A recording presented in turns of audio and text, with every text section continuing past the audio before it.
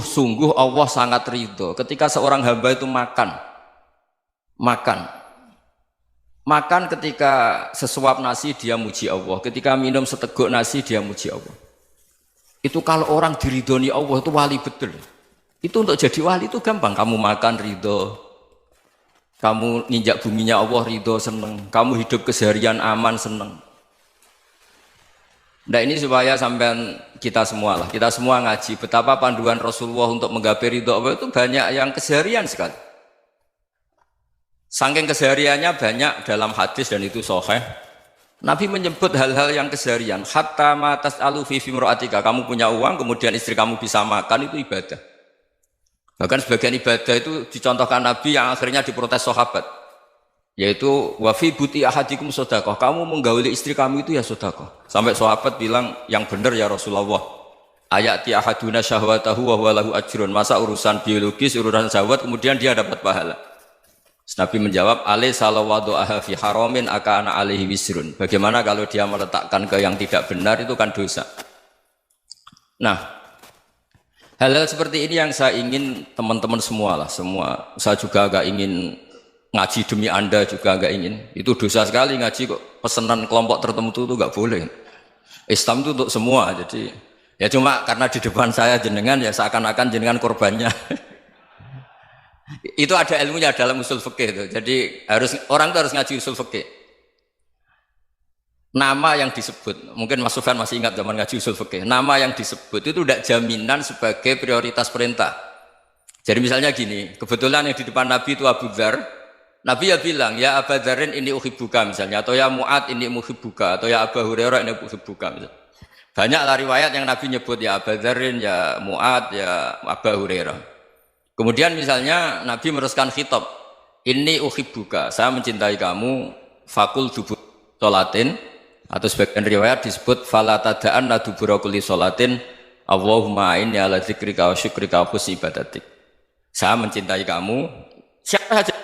Mu'ad bisa, Abu Dzar bisa siapa?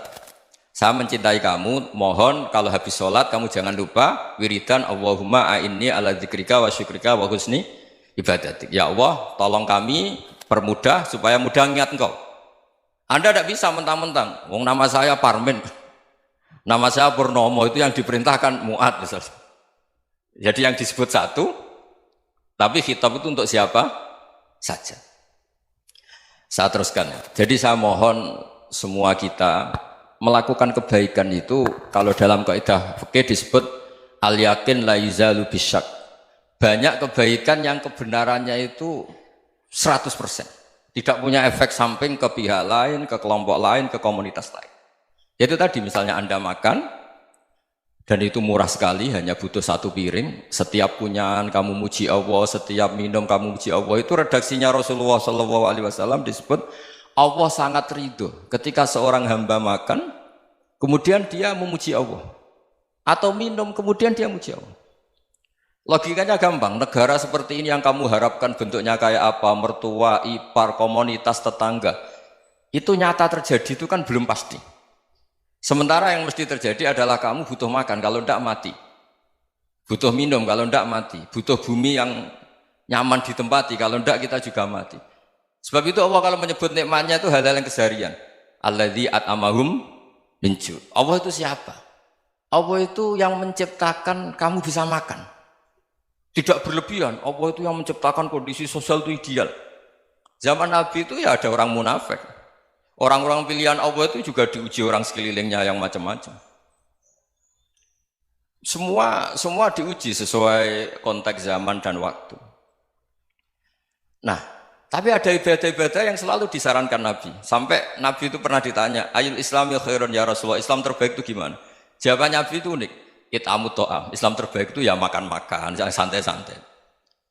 Ketika Allah menyebut beberapa kebaikan, falak tahamal aqobah wa ma adrokan apa? Mal aqobah. Terusannya apa? Fakku raqobah. Terusannya apa? Au it'amun fi yaumin di masubah. Ya, atau acara makan-makan itu juga Islam. Kenapa? Ya bayangkan kalau tidak ada makanan, kita mati kan?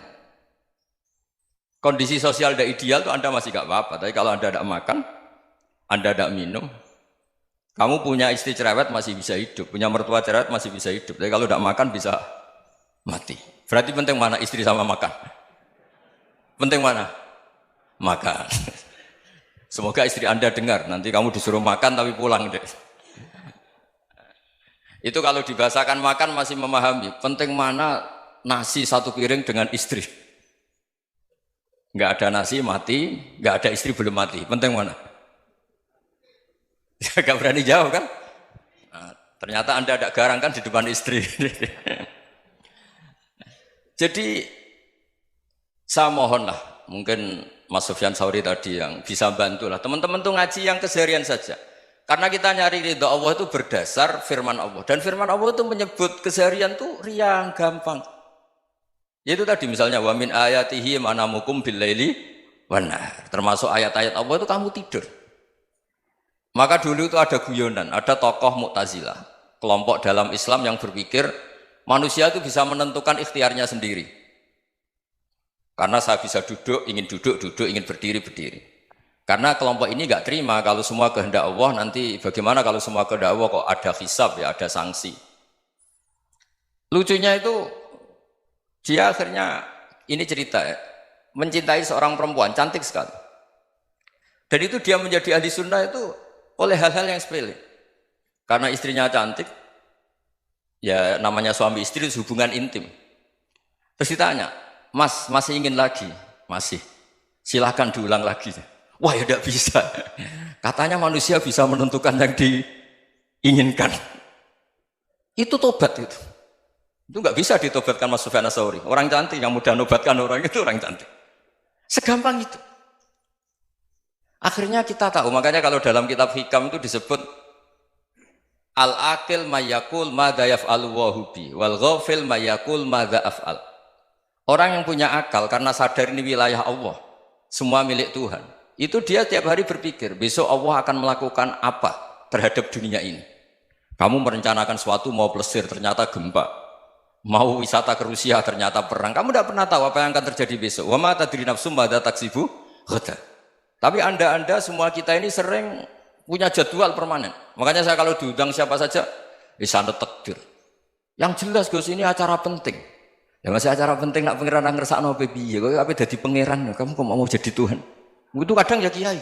Penting Gus acara ini jenengan harus memastikan bisa. Loh kamu itu yang ngajarin tauhid, sesuatu itu biadillah kok bilang-bilang apa pasti. Kalau saya terus tak tobatkan loh kamu kata saya. Ya kalau gitu Gus bilang insya Allah. Wah itu hati saya, fisik saya, roh saya sudah bilang insya Allah. Tidak usah kamu latih kata saya. Nah hal-hal tauhid keseharian itu gampang sebetulnya. Wal ghafil yaqulu madza af'al. Tapi orang yang lupa Allah dia setiap hari bilang besok apa? Kita bisa melakukan apa? Seakan-akan dia itu aktor, dia penting, dia subjek permanen, dia. Padahal kita ini hanya objek kehendak Allah Subhanahu wa taala. Karena kita yakin sesuatu yang terjadi di alam raya ini kita tidak bisa apa-apa. Makanya saya sering ngaji, sering bilang saya, ketika Anda mensifati Allah, dia yang menghidupkan. Sudah itu tanamkan, sehingga ketika kita mati, santai saja. Kenapa santai? Allah punya cara menghidupkan kita. Zaman kita hidup juga gak tahu caranya ngelola jantung, ngelola paru-paru. Kamu juga gak tahu ngelola oksigen yang tidak beracun, tidak ngandung polusi. Tahu-tahu hidup. Gak ingin tua ya tahu-tahu tua, gak ingin mati tahu-tahu mati. Selama ini kita hidup juga gak tahu apa sebetulnya. Hanya gaya tok, punya jadwal, punya planning. Kalau kamu bisa menentukan pilihan Anda, pasti Anda istrinya cantik, 4 neriman semua, qanaah semua. Nyatanya enggak kan? Ada 1 jelek, cerewet. Oh itu kan, nyatanya enggak bisa apa-apa Anda kan? Dan kamu bawa mati lagi. Itu kan, istri Anda juga gitu, punya keinginan, punya suami yang ganteng, yang jabat, yang neriman, yang enggak poligami. Ya enggak kesampaian juga. Kalau kita ngitung tingkat kegagalan kita itu gagal terus. Ya kan? Nah, terus ingat Allah, madza yaf'alu wa hubi. Orang yang punya akal selalu berpikir Allah itu menghendaki apa terhadap saya. Lalu sama-sama orang ngelihat orang yang serius, itu kata Anda itu pemikir berat, serius. Senang punya tokoh yang merengut tuh, karena kamu anggap serius. Tapi sebagian orang nganggap orang yang serius itu wong merengut, wong masam, wong muka kok ditekuk. Jadi sama Itu hati ya muqallibal qulub tsabbit qalbi ala dinik. Karena kita nggak tahu cara berpikir kita tentang orang lain, tentang sekeliling kita. Misalnya kita orang baik yang jenis ngrumat fakir miskin. Ada orang bangun masjid mewah itu janggal. Apa artinya masjid mewah kalau banyak orang kelaparan? Tapi kalau yang jenis pendidikan apa artinya masjid mewah kalau tidak bisa ngaji? Nanti yang jenis infrastruktur apa artinya ini kalau semuanya punya sudut pandang yang berbeda-beda.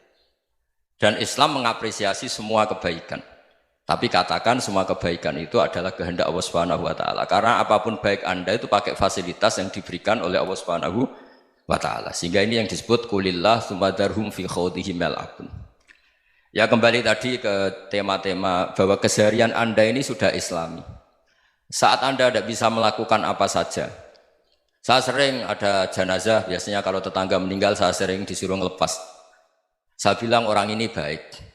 Karena sering ngelamun di rumah, sering nganggur di rumah. Ditanya sama anaknya, kenapa Gus nganggur baik? Ya kalau dia nganggur artinya juga agak berbuat sesuatu yang maksiat kan? Ya kan? Orang nganggur di rumahnya ya tidak bunuh orang, tidak maling, tidak korupsi, ya namanya nganggur di rumah. Lah cuma istri cara pandang nganggur gak menghasilkan uang itu. Tapi juga gak menghasilkan kriminal kan?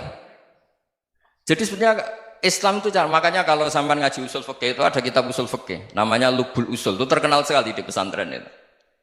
Itu kalau ngapresiasi keseharian itu luar biasa. Izma min mubahin illa wa yatahaqqaqu bihi tarku haramimma. Karena keseharian yang mubah saat Anda lakukan itu ada kehebatan yang luar biasa, yaitu meninggalkan haram. Makanya dulu banyak orang-orang alim ketemu temannya itu guyon sampai semalaman. Itu biasanya yang semangat Islam itu kiai kok tidak tahajud, kiai kok tidak witir. Orang yang sedang mapan uangnya banyak, malam itu tidak kelayaban itu sudah luar biasa. Melawan nafsu supaya tidak maksiat itu sudah luar biasa. Supaya lupa guyon sama temannya semalaman sampai subuh. Gejlok-gejlokan ngenang zaman miskin, zaman kuliah nggak jelas, zaman apa. Melihatnya jangan tarkut tahajud. Seperti ini meninggalkan tahajud, tapi meninggalnya ini talkul muharramat. Jadi kayak apa hebatnya? Sehingga Imam Ghazali punya riwayat yang agak unik. Hatta takuna ibadatu akhiri hadil ummah iku an-naum. Sehingga suatu saat ibadah terbaik umat ini itu tidur. Itu kan riwayat kontroversi. Ketika Imam Ghazali tanya, kenapa iya? Kenapa kamu mulai keluar dari rumah itu sudah banyak maksiat? Melihat perempuan yang enggak mahram, melihat fenomena. Tapi kalau kamu tidur itu enggak melihat apa-apa. Tapi juga kamu jangan nganggap tidur itu ibadah betul. Saatnya melakukan fardu ain malah masih tidur. Tapi itu sudut pandang yang menjadikan kita Islam itu gampang. Jadi saat Anda tidak bisa aktivitas apa-apa, misalnya ada beberapa orang yang lumpuh. Lumpuh itu memang nggak bisa Jumatan, nggak bisa ibadah, tapi dia juga nggak bisa maksiat. Tidur itu memang Anda saat itu tidak bisa tahajud, tidak bisa witir, tapi saat itu ada zina, ada maling, tidak gosipkan orang, tidak bully orang, tidak menanamkan kebencian, tidak hasud. Sehingga tidur menurut Allah Ta'ala wa min ayatihi manamukum billaili apa? Wan-nahar. Karena di tidur itu selain ada unsur istirahat, jaga kestamina, juga ada unsur meninggalkan beberapa keburukan. Nah saya mohon ibadah yang keseharian ini kita jaga. Supaya kita semua baca ayat itu fasih. Fasih itu tertanam di hati. Allah itu siapa? Alladzi at'amahum min ju'i wa amanahum min khauf. Dan Allah kalau cerita di Quran itu anna sababnal ma'a sabba thumma syaqaqnal ardha wa syaqqa fa ambatna fiha habba wa inaba wa qadba wa zaituna wa nakhla wa hadaika hulba. Kamu tahu saya ini siapa kata Allah? Saya ini adalah Tuhan yang menurunkan air, kemudian ada tanaman banyak. Habba wa inaba wa qadba, ada zaitun, ada tin, kalau orang Jawa mungkin ada tela, ada padi, ada mangga, ada pisang. Sudah. Wa inaba wa zaituna wa nakhla wa hadaika hulba, ada perkebunan yang lebat. Tujuannya apa? Mata Allahkum, silahkan kamu pakai, kamu nikmati. Tapi karena kadang kita ini punya ide-ide besar. Tadi untuk syukur saja nunggu punya istri riman, rumah baik, tetangga baik, komunitas baik, semuanya baik baru syukur. Lama-lama nanti ada di surga, syukurnya nunggu surga paling kelas A. Itu sudah ada yang menghuni Rasulullah, kamu nggak boleh di situ. Masa untuk syukur saja? Repotnya Masya Allah. Jadi mohonlah Quran yang kalau Anda hafalkan juz sama itu kan ada ayat-ayat yang kayak tadi. Ya, fal yang dzuril insanu ila ta'ami. Coba lihat Apa yang kamu makan ya? Dari mana? Dan untuk mempertahankan hidup kamu keseharian. Jadi jangan kira ibadah itu harus membentuk komunitas yang versi Anda. Ibadah itu harus yang hal yang mulu-mulu. Kesehariannya Anda alami. Loh ini saya tidak bikin-bikin. Saya ngaji bukan karena berdasar pesanan. Itu ayat yang saya baca kan betul ada ayatnya kan. Fal yang dzuril insanu ila ta'ami anna sababnal ma'a sabba thumma syaqqaqnal ardo syaqqa fa ambasna fiha habba wa inaba wa qadba wa zaituna wa nakhla wa hadaiqa ghulba. Terusannya apa? Mata'al lakum, silakan kamu nikmati. Mata itu silakan kamu nikmati. Ya kayak sampean dikasih hidangan ya makan. Ya sudah makan, habis makan ya minum, habis itu ngantuk ya tidur. Ya sudah normal-normal saja. Kayak apa indahnya Islam? Tapi Anda mencari Islam yang gimana lagi? Nah itu yang diajarkan guru-guru kita, diajarkan sanad kita sampai Wali Songo, sampai Rasulullah SAW. Bahwa pada akhirnya ada jihad, ada perang. Itu dulu memang perang, bukan membunuh, beda. Dulu kita dijajah Belanda ya perang, dan itu normal karena kita dijajah. Jadi ketika orang lain ingin baik sama kita, wa in ahadum minal musyrikin astajaroka ya fajirhu hatta yasma'a kalam Allah. Kalau mereka ingin baik ya kita baik. Makanya ada istilah musta'man, mu'ahad. Kalau mereka ingin damai, berdampingan dengan kemajmukan ya itu yang lebih baik. Karena memang Islam menghormati proses perdamaian. Wa in janahu lis-salmi ya fajnah lah. Kalau ingin damai ya kita harus